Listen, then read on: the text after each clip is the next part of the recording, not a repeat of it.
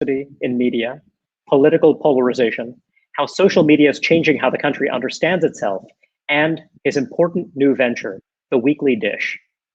Throughout our conversation, please feel free to submit questions on whatever platform you're using to watch us, and we will do our best to address them during the Q&A portion. Andrew, thank you for joining us today. You're so welcome, Johan. It's lovely to see you. So one thing I didn't mention is that Andrew has also been a mentor to many writers and thinkers over the years, and I was one of those who had the great benefit of his wisdom, his guidance, and his friendship. Andrew, you first achieved renown in the 1990s as the wunderkind 20-something editor of the New Republic, which you transformed into the most lively and eclectic magazine of its time.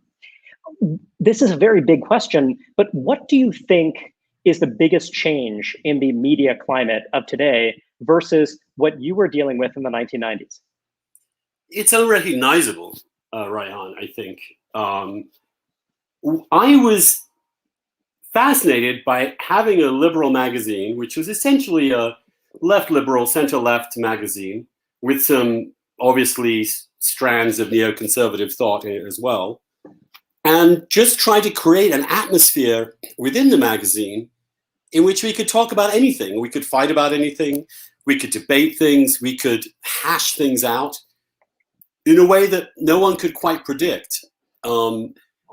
And even we couldn't predict. And some of the best work came out of our challenging one another.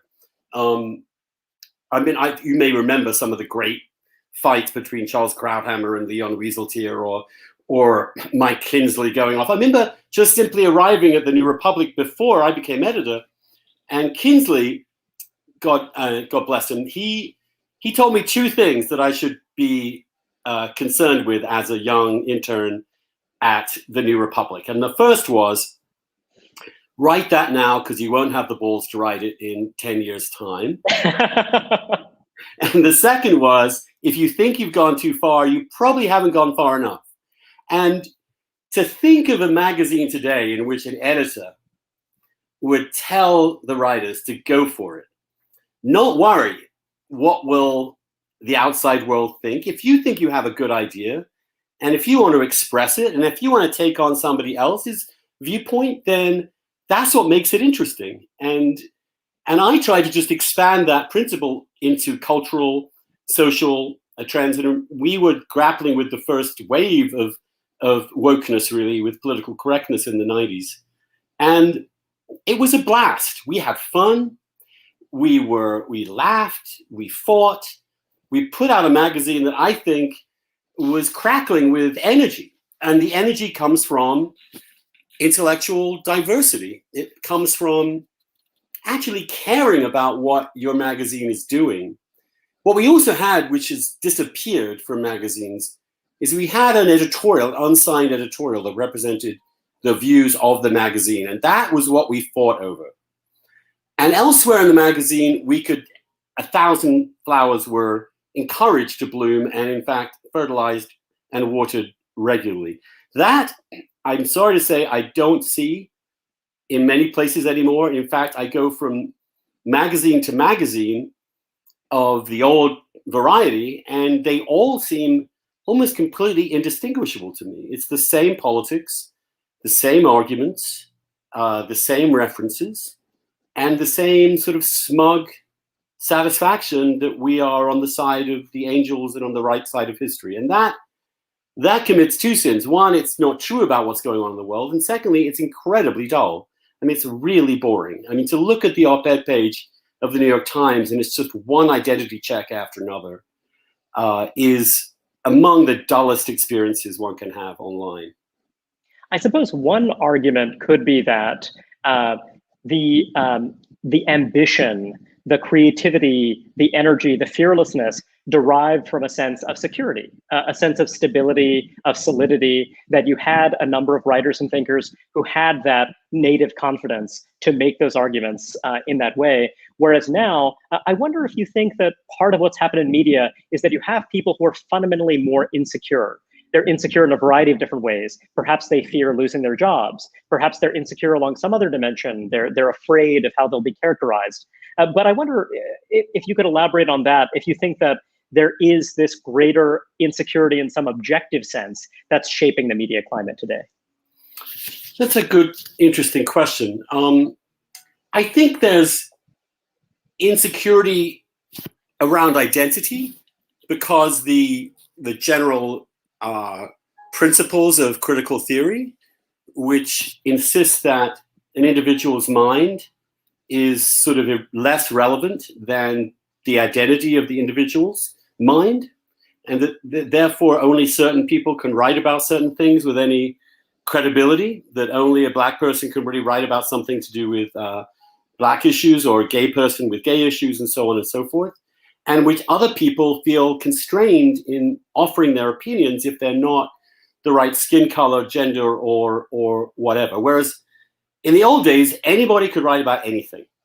And the more distant you were from the subject, sometimes the better. You went in like a naive person and tried to understand what was happening in a certain place and time.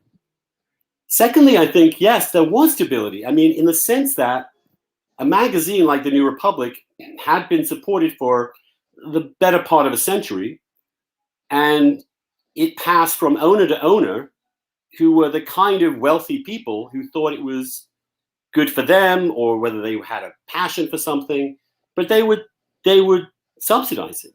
And the entire media landscape, as you know, has completely been exploded by the web.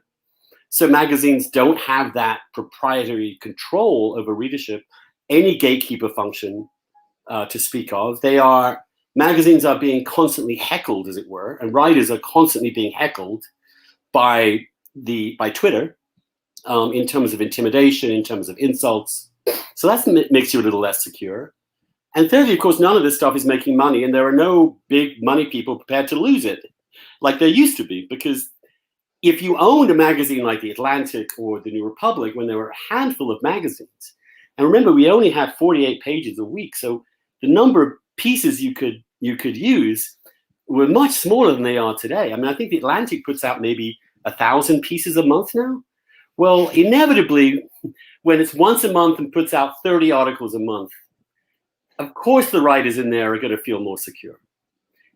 The downside is that other writers, less obvious voices, don't get in there. The gates are too high for other people to come in.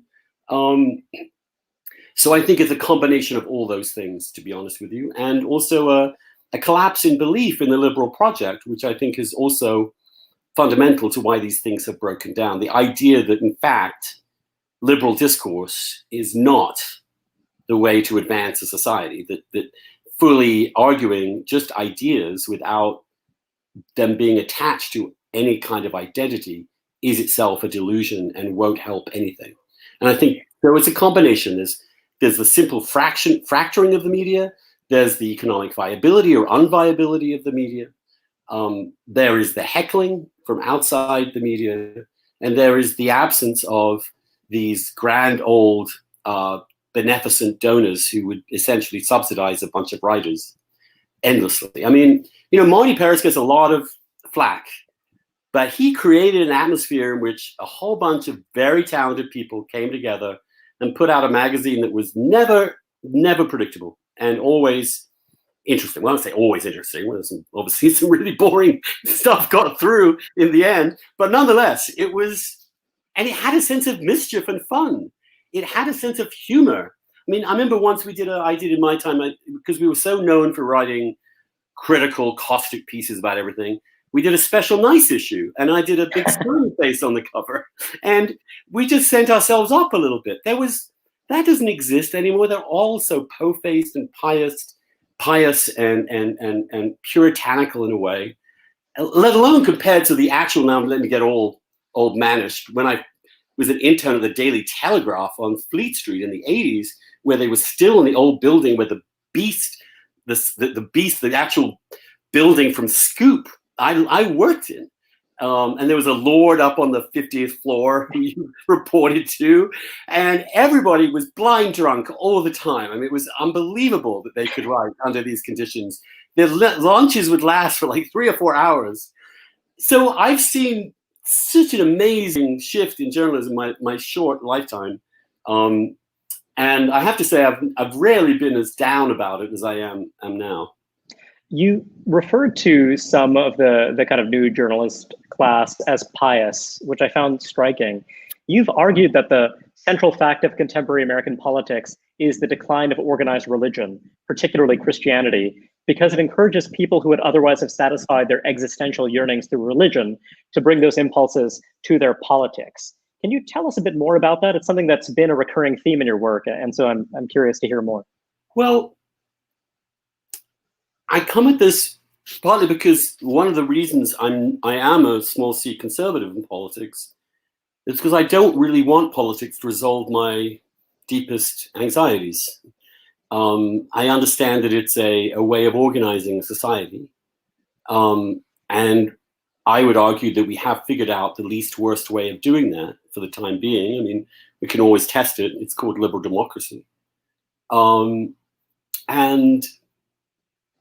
therefore, my belief in something deeper or more transcendent and more important is inevitably rooted in a sense of the timelessness of Christianity, or in other people's cases, some of the other great religions that have been around for thousands of years, have grappled with the questions of human life, human nature, human frailty for thousands of years, and have developed teachings that are extraordinarily supple and interesting and profound.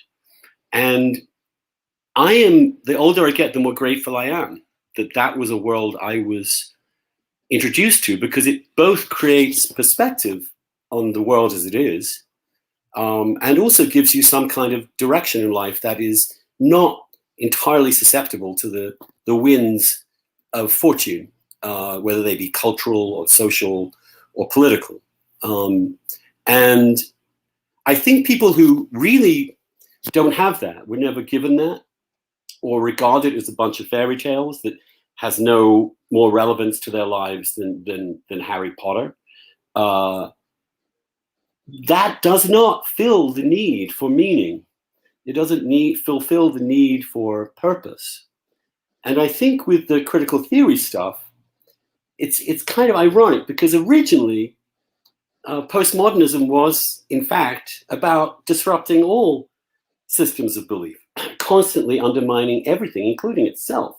It was a sort of almost playful in its nihilism, if that's a term. But sometime in the 90s and so on, even that became insufficient for people. It's not satisfying emotionally to simply be deconstructing discourses constantly. It goes nowhere. And so they had to glean from that certain concepts that they then can use to advance society in general. And so you then have it segue into a kind of a new sort of cultural, I mean, these terms are hard to express, and I don't want to use cliches, but a sort of cultural Marxism in a way, in which the world is entirely full of conflict, that life is defined by those conflicts, and those conflicts are either class, but mainly identity driven at this point, and that life is a war between these various groupings. And the goal, of course, is to overcome the power dynamics that are involved and to liberate people. Of course, within that structure, there is no real end result if you think philosophically seriously about it, because power never disappears. It's always ever. It's just reappearing in different guises. You can change it around, but it's still there, and you keep struggling. It's a sort of Sisyphean, almost existential idea. You've written about this in the context of the debate over gay rights, just the idea of, is there a victory? Is there a moment when you can declare that we've achieved what it is we wanted to achieve, but that moment never arrives? Yeah, except it does arrive, and we've gotten there. And so let's get on with our lives. And then I want to get on with my life. I want to, now that we've established civil equality for gay people, I want to figure out what I'm going to do with my life, what job I'm going to do. But your framework is that it's a constant struggle, and it needs to be a constant struggle because it is the struggle itself that gives meaning. Yes, and it's funny. I call it's sort of Marxist in a sense of there are these forces, these oppressive forces that we're unaware of that are being brought to bear on us. But unlike Marxism, there's no happy ending. It isn't some Hegelian dialectic in which these things are going to eventually bring forth a spontaneous communist consciousness in which we're all going to live in peace and glory. No, it's Marxism without a happy ending, all of this, which is incredibly depressing idea. And it also means that you're constantly fixated on your resentments and your envy and your hostility, and it creates a sort of toxic, conflictual discourse in which is increasingly zero-sum. And in which, as you can see on something like Twitter, there is no real discourse. It is simply, you make a statement, who you are is all that really counts. Are you a white man and therefore ineligible to make this point? Are you a trans person and therefore have a right to talk about this? And so I think that, yes, I think the absence of religion, the attempt to force into this postmodern discourse some kind of direction and meaning, all of that is in my view, foolish. And it's not going to lead anywhere. It's going to lead to more conflict. It's going to lead to more racism. It's going to lead to more distrust and dislike between various groups and societies, because in my way, the only way around this is to focus on the individual and the complexity and the uniqueness of each individual. Given that you're seeing these political struggle sessions, this critical theory informed, but this new kind of quasi-religious ideology having emerged and it's filling this kind of need, do you see any prospect for traditional organized religion to experience some revival, to offer an alternative, an off-ramp of sorts from this toxicity and resentment that you described? That's the great question. I don't think it can do it using the arguments and the rhetoric and the rubric in which traditional religion has argued. I think it's going to have to come at this from a slightly different point of view, which is to address the existence of people today and the need to find a way of life that makes them happy and that does good in the world. In other words, to focus less on doctrine and more on practice. And I think the good thing that you see in something like BLM, and the good thing that you see in some of these movements, is an attempt not to be horrible to people, not to dismiss the trans person because they're trans, not to be cruel and exclude people or talk over them or assume things about them, all of which I think are very good. But Christianity and the great religions have already addressed this. Of course we should. There is neither Greek nor Jew in Christianity. There's neither male nor female. Christianity would sort of solve the question of sexism in a way by having everybody as an individual human being having a soul that is absolutely equal in the eyes of God. And I think showing people that Christianity, in my case or in any other, the way to understand love and compassion and forgiveness and living a life that is full of meaning is to do it from the ground up in your practice and your behavior as inspired by what you think are transcendent values. That's what you're aiming for, but you're going at it the wrong end. And you're also trying to do it through coercion and through politics, which is ultimately force, as opposed to through the stirrings of the human heart, which is a much harder and more difficult process, but is, in my view, the only way forward, the only way through. One charitable interpretation of this racial justice moment, the aggressive ideology, the desire to narrow the bounds of the discourse, is that this is in service to the cause of inclusion. The idea that if we're going to include voices that had previously been marginalized, voices that hadn't really been part of this elite conversation, people who hadn't been public intellectuals in earlier eras, if you're going to do that, you need to constrain the kind of bounds of disagreement, because beliefs that are outside of the acceptable bounds of agreement are beliefs that are all about devaluing, excluding these new voices that have come to the table. So, I mean, what do you make of the argument that inevitably, as we become a more diverse society, as we accept and embrace that fact, that of course we're going to have to exclude certain voices, that's just an inevitable consequence of being decent in the way that you describe? No, I don't think it's zero sum. That's my point. I think you can have all sorts of new voices, and something like the blogosphere or something like the internet has brought so many of these people up. But the principle should be Not, though, that they're simply a voice because they have a particular identity, but that their identity also is attached to a very specific voice and argument within the liberal conversation. Liberalism allows everybody to participate. When there are no gatekeepers and you're not excluding people from anything, really, you're just platforming or non-platforming people, then there's plenty of space for all sorts of new voices, and those new voices should gain audiences. And it's possible to gain audiences that way, and goodness knows they have, under the liberal system, not by this sort of racial or gender quotas. And also, that way, liberalism's inclusion allows for these different communities and different identities to have different points of view.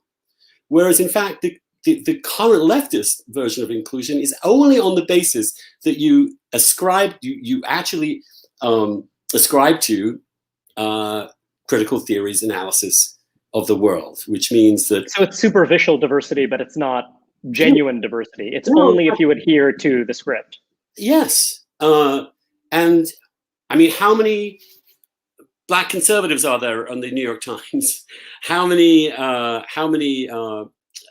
interesting gender critical trans people are there? How many how many individuals from various identities that are taking views that aren't necessarily completely in line with what the left's version of their identity should be? The conservative gaze, for example, or simply the liberal gaze. So I think this is a false idea, and I was the idea that wanting to keep the standards the same and the diversity of opinion is somehow a power move against minority voices just doesn't make sense to me. And we know there are plenty of powerful minority voices of different varieties that can be included. But I think that process is gradual. It's not, and people are hired because of their abilities, not because of their identity. And it will happen naturally and organically as the society diversifies in terms of its races and its cultures and its ethnicity. So I think this is a kind of panic based upon a misreading of what liberalism has been. And liberalism has within itself the solution to these problems. Whereas these people believe that liberalism doesn't really exist, that liberalism is itself a form of white supremacy repressing deliberately the voices of the oppressed. Now, that point of view cannot really coexist with a liberal point of view. It can't. It seeks to dismantle the liberal point of view because it has to. And I think that's where, in fact, critical theory is destroying diversity. And not actually exposing the variety of viewpoints that we have out there is also deceptive. For example, there's plenty of African Americans who might not be fully on board with Black Lives Matter. There are plenty of people who as you know, humans are complicated, and none of that complexity is currently reflected. And one element of that, if you belong to a marginalized group, if you belong to a minority group, and you take a dissenting view, you may well be more vulnerable in advancing that view. So you get this false sense of agreement in many cases, I'm sure. That reminds me, so you mentioned earlier on that in the 90s, you did have this struggle over political correctness. There was this kind of, Great Awakening 1.0, let's say. But, one gets the sense that the battle was won by the partisans of liberalism, partly through ridicule, partly through the sense that there were many people who were not afraid to make their voices heard. And you also had a group of people in the academic establishment who really did care deeply about these liberal principles, and they defended those convictions. And one gets the sense that now the correlation of forces has shifted. And I wonder, do you ever think about the lessons of that previous moment and what it would look like to push back against this new censoriousness? If we were to try to revitalize these classical liberal principles, what would it take? Or are we just in this demographic and economic moment that's just so markedly different that it would be hard to recreate that coalition now? Well, I think that part of what's happened is that the universities in particular, and they do matter, they may have lost the short-term battle in terms of the salience of political correctness or the sense of being censorious, but they consistently and insistently won the war in terms of who staffed administrations in universities and who eventually got to teach in universities, then the rules that apply to people who arrive in universities in which critical theory is enforced. And then you have increasing numbers of graduates of those places who come into the media or into journalism or into academia or into politics and have never really been exposed to an alternative point of view. And what you found was that these people mainly came of age, it seems, in the mid-2010s, coinciding with the fact that journalism collapsed. And so was increasingly economically, and so was relying increasingly on lots of young, poorly paid, just out of Ivy League colleges to essentially have an outsized role in what those magazines and newspapers would do. And they simply couldn't tolerate. They looked at the way newspapers and magazines were, and they contrasted what their critical theory-based universities were like, and they were like, this has to change. And that's what did it. I think that's what did it. It was a critical mass of people who've really bought this idea that liberalism is a farce, that there's no truth to it, that it's entirely a function of white male supremacy, that everything is really about your identity, that there is no objective truth, that the only way to move forward is to subvert people from particular groups in favor of others, which of course also synchronizes very well with human nature. Everybody human likes to be able to see another person and instantly know whether they hate or love them.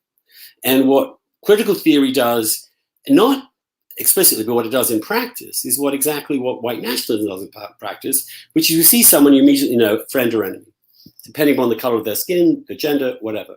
And that is a very powerful psychological force, and I think that has taken shape and taken root in people's minds. I don't recognize it myself. I didn't experience that when I was in college or graduate school. And nor did I really understand the fury and anger behind this. This is not simply intellectual change. It is a mission, and it is full of passion and fury and anger and intolerance at anything that might stand in its way, which is why we're seeing these and have been seeing these waves and waves of purges of people. You were a student of Michael Oakshott, the subject of your dissertation, the subject of one of your many books. And I wonder if you could offer us some thoughts on the lessons of your study of his work for this moment and for this destructive energy we're seeing.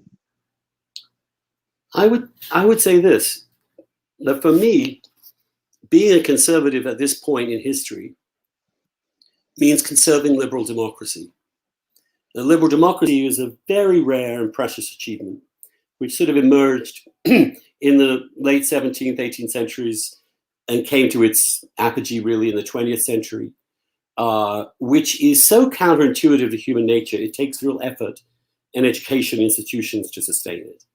Innocence before guilt, freedom of viewpoint, regardless of how offensive it is. These very counterintuitive feelings that human beings have, which were, of course, also rooted in Christianity to some extent. That, however it came about contingently, it came about without inevitability.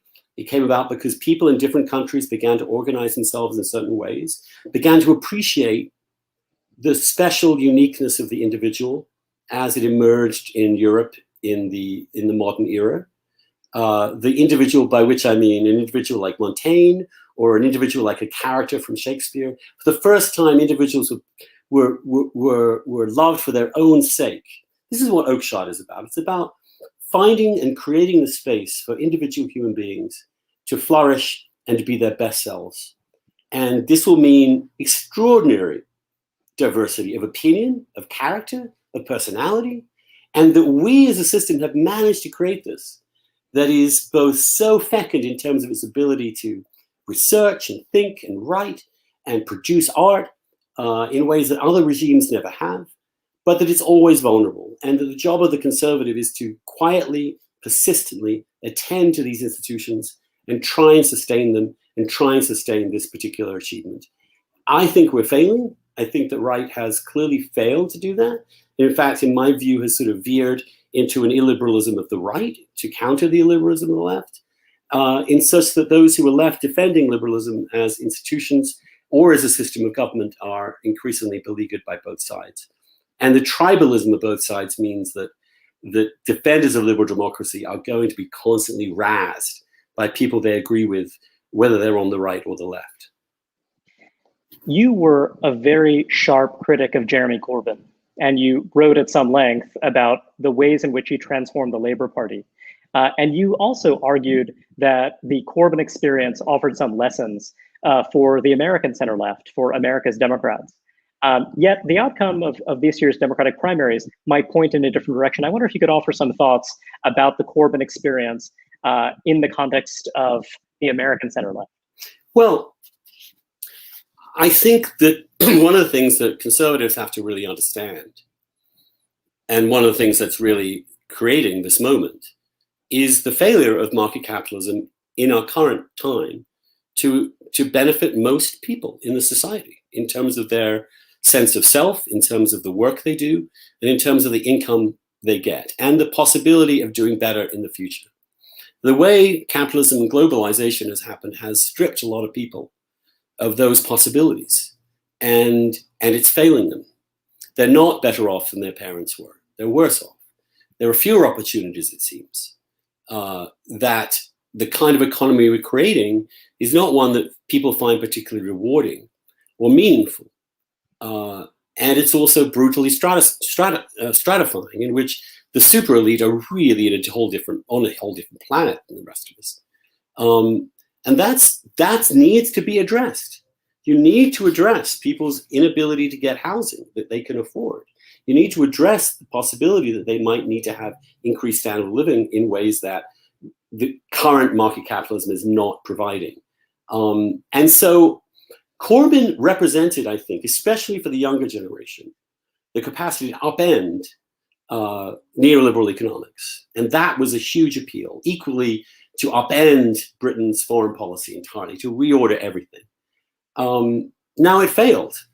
When I went there and did a piece on him like 3 years ago, I was interested in why this was happening. But obviously the extremism of the left undermined all of that and allowed Boris Johnson and the Tories to actually sneak in, get into the middle ground, seek support for working class people, actually identify with them, now pouring money into the health service, reversing austerity, doing ways in which Toryism can appeal to the working and lower middle classes. So that's one out. What's also happened in the UK is that Corbyn is gone, and the new man who's leading it, Keir Starmer, is a much more centrist, competent, interesting person. I went to high school with him for 7 years, so I know him quite well. I don't know whether you know that, but I did. And it turns out the public is much more comfortable with the center left than the far left, especially in government. They want competence. They want a sense that you understand them. They don't want revolution. And they certainly don't want revolution with these rather seedy revolutionaries who seem to be extremist and radical in ways that are really not very liberal. And so I think if Keir Starmer is the future of the left in Britain, it's a much more moderate centrist left. It's one that also is not as internationalist than it was, and it's certainly not as left-wing as it used to be. So that's the lesson, I think. I'm not sure whether Biden resolves this or not, because it's hard to think of him as anything but a transitional figure, as anything but a sort of stopgap right now, because they couldn't find anybody else, which is why my presidential pick is going to be so interesting. I do wonder, so when you think about the conservatism of Boris Johnson, the conservatism that broke through the red wall, this is a more solidaristic conservatism. This is a conservatism that is more inclined to embrace redistribution. Yet you were a teenage Thatcherite, and there was something about that moment, about the individualism, about the spirit of ambition, the idea that kind of this ethic of kind of self-help, of getting on your bike, and I wonder if you think that that's something that's been lost, and if that's something that though of course there is a regular discontent about anxieties about even the possibility of upward mobility in many market democracies. I wonder if you lament the loss of some of that spirit of energy and ambition that you saw in that era? I do, but it's a different era. Conservatism, built on a sort of Oakshottian understanding, is not a rigid or timeless ideology. It is something that responds to the exigencies and the contingencies of the particular moment that it finds itself in.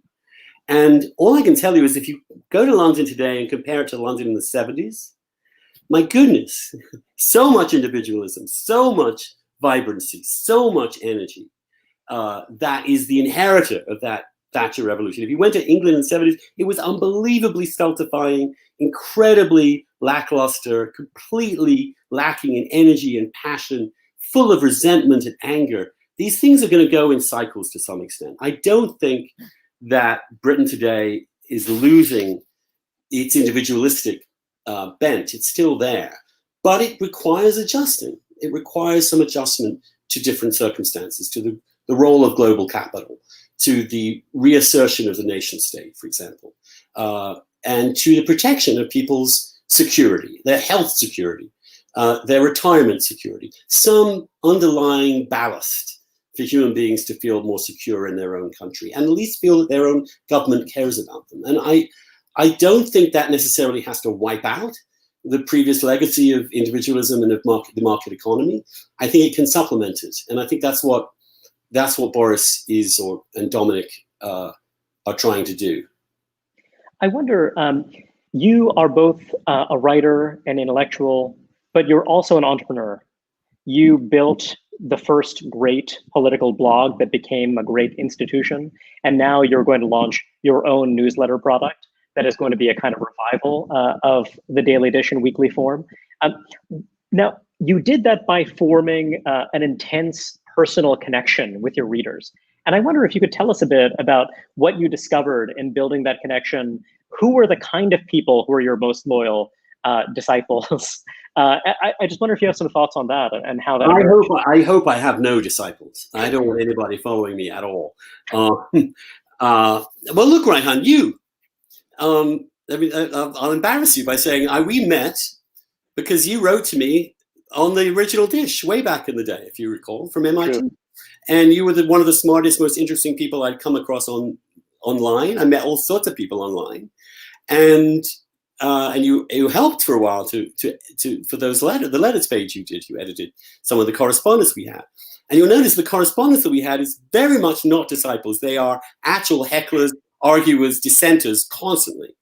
The idea is not to create a mass following of disciples. You create an atmosphere in which people can relax, can think, can talk, can debate, can laugh, can go back and forth, can tell their own stories, or can argue back with data.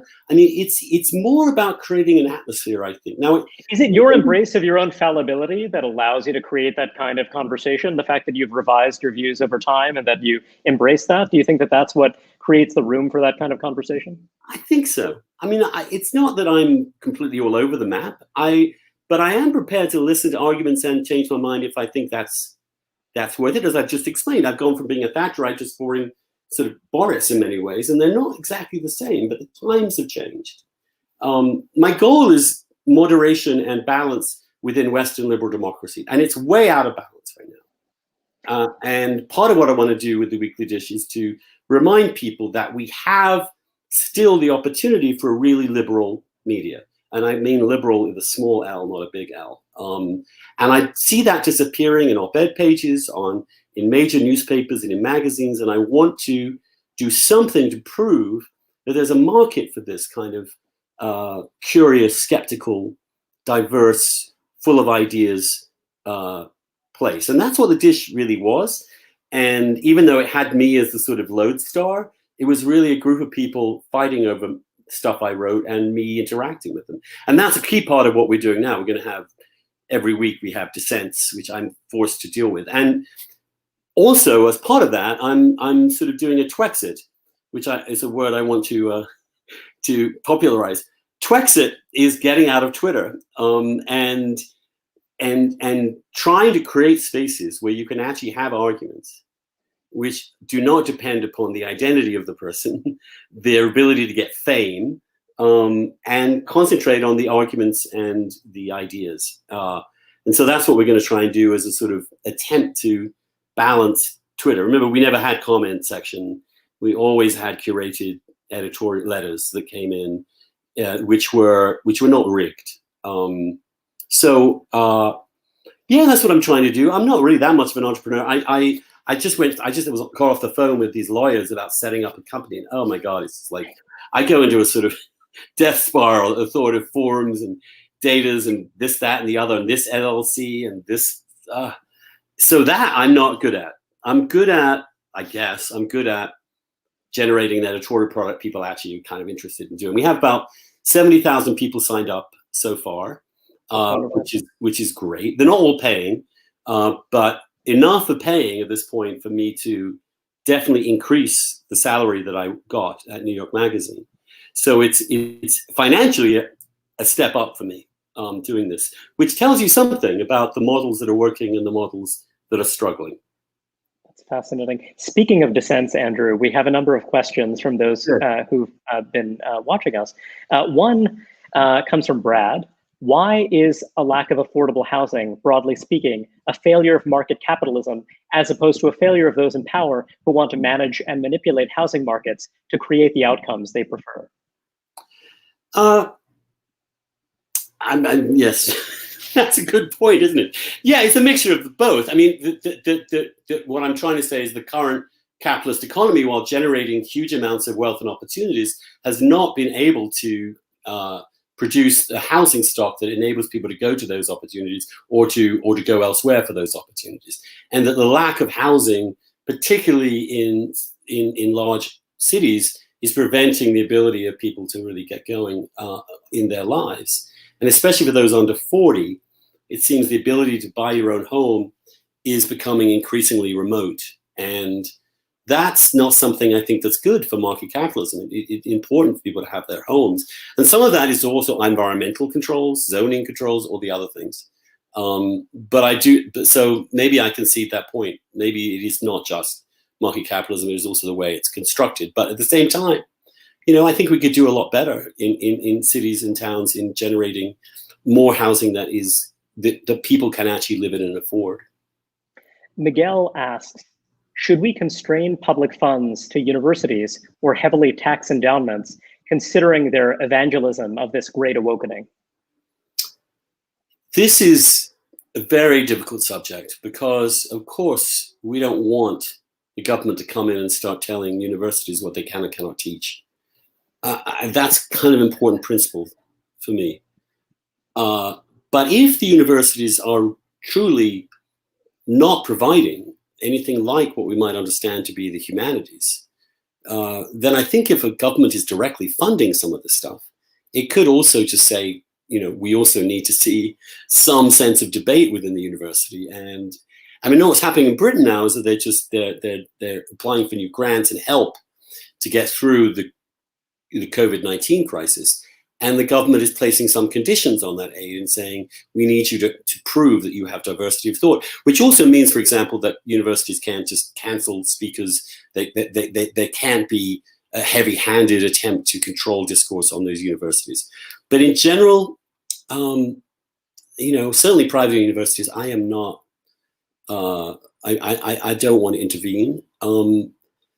It is catch-22 because how do you actually push back when these people have control and when they don't believe, as a matter of principle, in allowing differing ideas to exist within the university? In fact, they think those different ideas are oppressive and harsh and damaging to their students. But I hate the government getting involved in what people do and do not teach. It is a very thorny question because in a way you've already had such deep public involvement, and then how do you think about unwinding it, and then do you create a new set of expectations? But it's certainly a challenging question.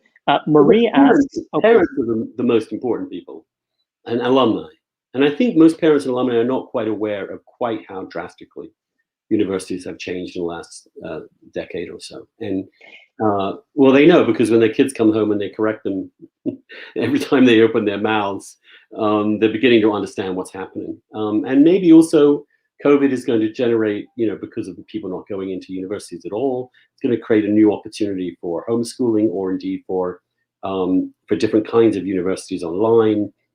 There's a very, but personally, I loved and love the great universities of the West. I think there are cathedrals, they are sacred spaces in a way, and the attempt to end that liberal idea of what a liberal education is to me an absolute horror. And the thought that places like Oxford or Harvard, or places that I've been a part of, are no longer what they were. The idea that these universities don't have their own authority to tell the kids, no, screw you, go home. We're not agreeing to this. You will learn what you need to learn here, and we're not going to.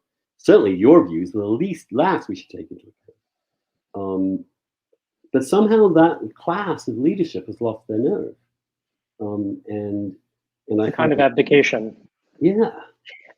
Marie asks, to what extent does the new populist conservatism reflect the intellectual victory of critical theory? Have its opponents adopted its central tenets? That's a very complicated question, because critical theory is such a complicated concept. But insofar as critical theory is essentially illiberal in its understanding of society, it shares, to some extent, the illiberal rights disdain for liberal society. And it disdains the notion that procedures and rights are the crucial mechanisms by which we determine our future, as opposed to ends, goals, whether the goal be the radical restructuring of society around power dynamics and constant dynamic, or whether it be the inculcation of a Patrick Deneen or Adrian Vermeule style common good idea, which is sort of smuggling in some elements of theocracy into the system. So yes, I do think the two have this extraordinarily symbiotic relationship. And I do think that Trump himself has done more to empower the critical theory left than any single person in the country. He represents an almost caricature of what they believe conservatism and everything they oppose is, and he is the caricature of all those things. And I think his contempt for procedures and roles and rights, his contempt for constitutional procedures, his belief in the ends always justifying the means, these things have calcified the discourse, and each side keeps polarizing the other into an ever and ever deeper illiberalism of the right and left. And I really do think Trump has been terrible to the left, for the left, in as much as he's empowered the worst elements in them and disempowered the center left, just as he's disempowered the center right. Because how can I, as a center right person, defend this guy or this record? I can't. I won't. And so but I'm associated with it, whether I like it or not, because I'm sort of center right.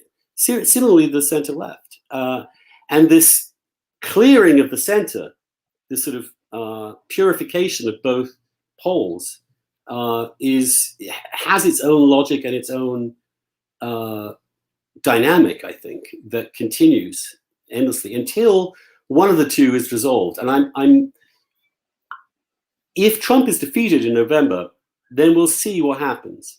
Whether that's an opportunity for liberal democracy to make a push, whether it'll be a way for people on the center left to push back against critical race, gender, queer, etc. theory, remains to be seen. But I think probably Trump's absence from the White House is necessary but not sufficient for liberal democracy to revive. When I thought of him and said that his election could be an extinction level event for liberal democracy, I think, even though some people thought that was hyperbole, I think if you understand liberal democracy as this open-ended, free discourse rooted in institutional systems and rules and procedures, then it is and has been almost extinguished in the last 4 years. And you see the rhetoric and discourse in public being utterly illiberal and increasingly hostile and increasingly toxic. So I think, in fact, I stand by that prediction. 4 more years of it, and it will not be able to be revived, I don't think. But we still have a chance. There was a passage in your farewell piece for New York Magazine In keeping with what you said a moment ago, you wrote, "I have passionately opposed Donald J. Trump and pioneered marriage equality, supported legalized drugs, criminal justice reform, more redistribution of wealth, aggressive action against climate change, police reform, a realist foreign policy, and laws to protect transgender people from discrimination. I was one of the first journalists in established media to come out. I was a major and early supporter of Barack Obama. I intend to vote for Biden in November." It seems to me that if this conservatism is so foul that many of my peers are embarrassed to be working at the same magazine, then I have no idea what version of conservatism could ever be tolerated. Can you tell us a bit more about that? Because clearly you embrace many views that are held by people on the left, and yet there was this sense that there needs to be a cordon sanitaire such that someone with your views can't possibly be published. And I wonder, what does that mean for people who are, let's say, to your right in some sense on those issues? Does that mean that they are further marginalized, or does that mean something entirely different? I think it probably means they are further marginalized, to be honest with you. But I think the key reason is not those specific policy issues. By talking about those policy issues, we're talking about legitimate debate about what you think we should do about the environment, or what you think we should do about this and the other. And that's not what they're objecting to. They're objecting to my adherence to a core philosophy of liberal individualism that does not believe that the cause of identity and the power of groups and society as a form of oppressive conflicts. I don't agree with that view of society. I don't believe that America is a fundamentally racist, let alone a white supremacist society in 2020. I don't believe the premises. I refuse to accept them. I think the world is an immensely more complicated and interesting place than the caricature that they draw of it. I think that society is better defined by individuals and freedom than groups and power. I think that power becomes a zero-sum entity, whereas liberalism allows for a non-zero-sum society. That's what they want. That's what they disagree with me on. And that's a very basic, very deep distinction. I really believe in liberal debate. I don't think words can harm anyone in any serious way that we need to be worried about. I think violence is physical violence. I believe in absolute freedom of press and the speech.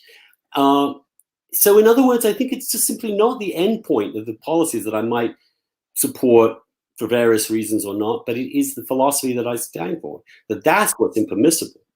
I don't care if you're female, black, white, gay, straight. I want to know what your argument is and whether it makes sense to me and whether I can think of something to diffuse it. That's all I care about. And so I don't even share the premises of these people, even begin to share the premises. And so I have to go, because sometimes I might even make a remark that kind of mocks some of this stuff for its crudity and its simplicity. And I'm not a Marxist, and I don't believe the world is constructed that way. And I'm not a racist, and I don't believe that discussing issues around race requires one to adopt one position or another. It's a question of reality and understanding reality. And I believe in reality and in truth, rather than narratives that have no truth except insofar as they promote one group's power or another. No, I still believe in the possibility of objective reality and objective truth, which we may not at many times be able to understand or get close to, but assuming it's there and that we're using reason to reach it is so fundamental to my worldview and to my writing that for those for whom that is not the case, in which writing a sentence as if it doesn't matter whether you're white or black or female or male and so on, that's anathema to them. And they know I don't believe it. And I'm going to attempt to squeeze in two more questions, Andrew. Okay. One from Robert. How can we protect non-public figures from being canceled in the workplace and calm the fears of coworkers who would otherwise come to their defense? I know this is a tough one, but I'm curious to hear your thoughts. This is the worry about cancel culture. It's not me. But I worry that, and that's why I try to stay within a broadly liberal magazine as long as I could. The worry is that removing people like me totally who are visible and who have the means to defend themselves. And have the means to defend themselves means that people who are just starting their careers or much lower down the totem pole or just have a different opinion in a different workplace, has nothing to do with journalism whatsoever, are incredibly intimidated and are told in so many words, you keep your mouth shut or your job may be at stake. And you see these recent polling that show that people really do want to fire people who have a different opinion than them. Now, this is horrifying. And in the end, because I can't control their power, and the power within most of our cultural media and academic institutions now entirely held by people who believe solely in the exercise of power, don't have any concept of the idea of individual liberty, that the only solution is to get out and create new institutions that reflect a truly liberal sensibility. And so that's what I'm doing. And I think others are doing it. Places like Substack can find places for writers who still believe in these liberal values. But I also think that people have got to fight back in their workplaces. They've got to take risks. Intimidation works if you allow yourself to be intimidated. But don't be intimidated, and eventually sometimes this tide will turn a little bit. Carla asks, but it's very depressing. Carla has a question, and this will be our last one. Could you comment on the impact of the Me Too movement on the insecurity of writers and journalists to express diverse viewpoints? I'm not sure that it constrains people's. Well, maybe it does. Maybe they think I can't. If they're a straight guy, I mean, I'm happily was, for obvious reasons, was not going to be. No woman was going to come and complain that I was harassing her at some point, or. But yeah, I suppose in some instances, for example, discussing Me Too, if a writer, you'll notice almost no straight male writers wrote about it at the time. It was all women, a couple of crazy gay men like me who decided to write about it.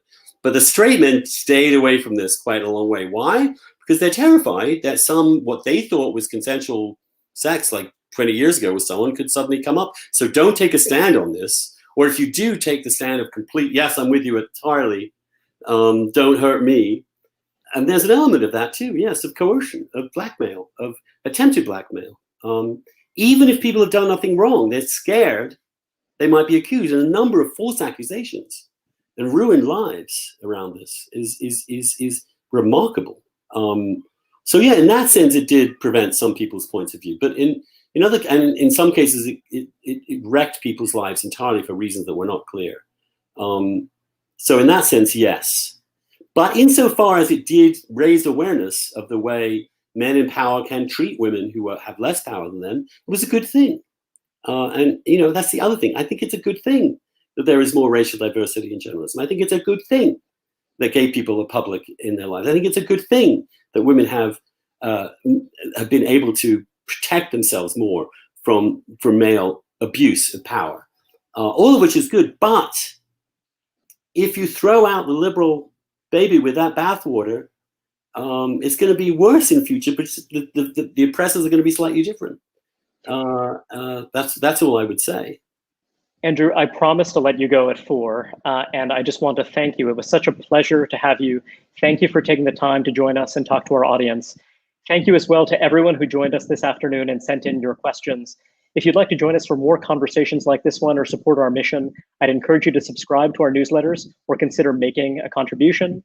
There are links for doing both in the comments section on your screen. Andrew, thank you again. And everyone, please consider signing up for the Weekly Dish, which I know is going to be incisive and provocative and challenging and brilliant. And there will be many, many opportunities to disagree zealously with Andrew. I know for a fact that he welcomes it. So thank you again, Andrew, for joining us. Right, hon. It's always a pleasure. Thank you. Goodbye.